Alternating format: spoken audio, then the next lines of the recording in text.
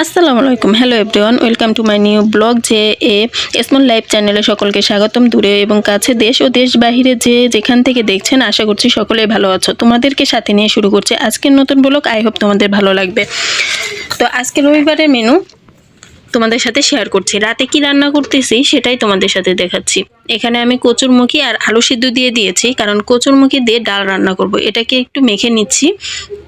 কচুরমুখী রান্না করার জন্য এখানে আমি মশলা কষিয়ে নিচ্ছি। পেঁয়াজ, আদা, রসুন, কাঁচামরিচ, সাথে যা যা মশলা দিতে হয়, কি হলুদ গুঁড়া, লবণ, ধনে গুঁড়ো, মরিচ গুঁড়ো, আদা বাটা, রসুন বাটা, জিরা বাটা, এগুলো সব কিছু দিয়ে কষিয়ে নিলাম মশলা। এখন এখানে আমি কচুরমুখী যে মাখিয়ে রাখছিলাম সেটা দিয়ে দিলাম।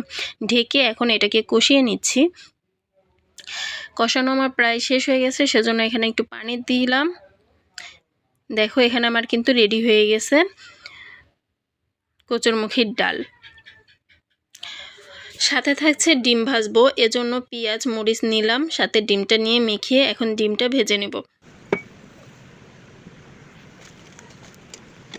কে কোথা থেকে আমার ভিডিওটি দেখছো অবশ্যই কমেন্ট করে জানিও।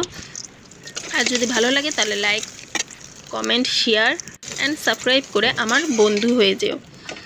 তো এখানে আমার ডিমটাও ভাজা হয়ে গেছে। সাথে আলু ভর্তা করব, সেজন্য এখানে শুকনা মরিচ ভাজা মেখে নিচ্ছি। সাথে ধনেপাতা দিলাম, আর পেঁয়াজটা আমি ভেজে রেখেছিলাম সেটাই দিয়ে দিলাম। তারপরে এখানে আলুগুলো দিয়ে মাখিয়ে নিয়ে এখানে এখন সরিষার তেল দিয়ে দিলাম। আমার ভর্তাও রেডি। রাতের খাবারটা আমাদের রেডি হয়ে গেছে। তো আজকের ভিডিওটা এখানেই শেষ করছি। Good night.